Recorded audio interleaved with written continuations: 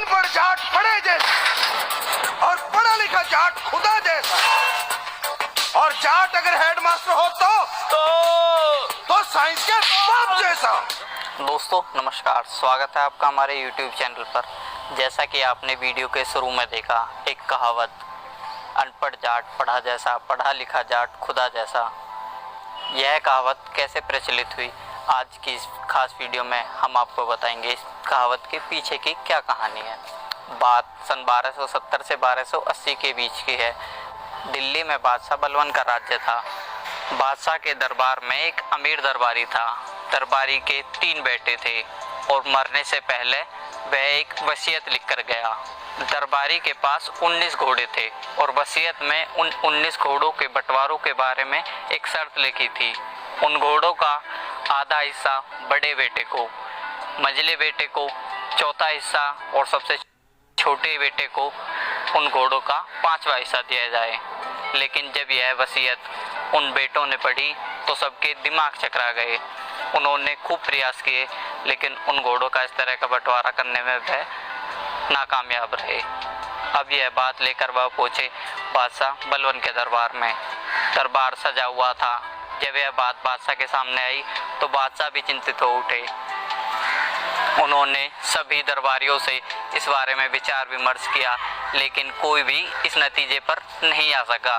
उस समय के प्रसिद्ध कवि अमीर खुसरो बादशाह के दरबारी कवि थे, जिन्होंने बादशाह के कहने पर जाटों की भाषा को समझने के लिए एक खास किताब खलिक बारी भी लिखी थी।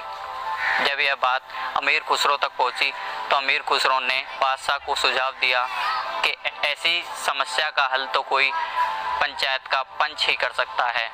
मैंने जाटों के इलाकों में घूम घूम कर देखा है, ऐसे किसी भी समस्या का निवारण पंचायत के पंच के पास मिल सकता है। लेकिन सभी दरबारियों ने उनकी बात को अनसुना कर दिया और यह कह दिया कि इस समस्या का तो हल हो ही नहीं सकता। लेकिन अमीर खुसरो के कहने पर बादशाह ने एक चिट्ठी सर्वखाप पंचायत को लिखी।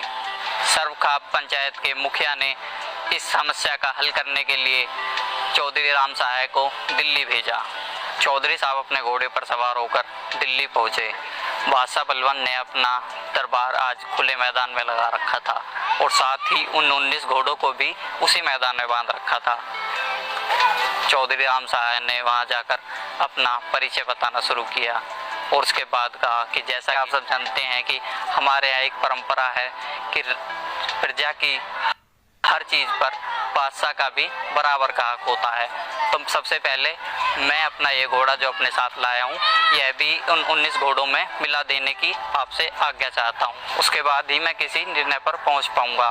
बादशाह बलवन ने इसकी इजाज़त दे दी और चौधरी राम सहाय ने भी अपने घोड़े को उन 19 घोड़ों के लास्ट में बांध दिया। इस तरह घोड़ों की कुल संख्या 20 हो गई, 19 वसीयत वाले घोड़े और एक चौधरी राम सहाय का। इस तरह टोटल 20 घोड़े हो गए। अब राम सहाय जी ने अपना फैसला कुछ इस तरह सुनाया। घोड़ों की संख्या 20 हो गई थी जिसका आधा हिस्सा बड़े बेटे को देना था, तो उन्होंने 20 घोड़ों में से आधा हिस्सा यानी 10 घोड़े बड़े बेटे को दे दिए। मंझले बेटे को मिलना था उसका चौथाई हिस्सा यानी 20 घोड़ों का चौथा हिस्सा 5 घोड़े मंझले बेटे को दे दिए और सबसे छोटे बेटे को मिलना था 5वां हिस्सा यानी 20 का 5वां हिस्सा 4 घोड़े। इस तरह 19 घोड़ों का बंटवारा बिना किसी शक शंका के हो गया और एक घोड़ा बच गया। अब राम सहाय जी ने बादशाह बलवन से कहा, राजा साहब 19 घोड़ों का बंटवारा सकुशल हो गया है, अब एक घोड़ा बचा है, यह घोड़ा मेरा है और मैं अपने घोड़ों को वापसी लेने की आपसे अनुमति चाहता हूँ। बादशाह राम सहाय जी के इस फैसले से बहुत प्रसन्न हुए और उन्हें उनका घोड़ा वापस लेने की अनुमति दे दी और खुश होकर साथ ही उन्हें बहुत सारे उपहार दिए और उन्हें विदा किया। जब राम सहाय जी अपने घोड़े पर सवार होकर अपने गांव सोरम, जहां पर आज भी सर्वखाप पंचायत का मुख्यालय मौजूद है, अपने गांव के लिए वापसी निकले, तब अमीर खुसरो ने कहावत पढ़ी, अनपढ़ जाट पढ़ा जैसा, पढ़ा लिखा जाट खुदा जैसा। अमीर खुसरो के पीछे से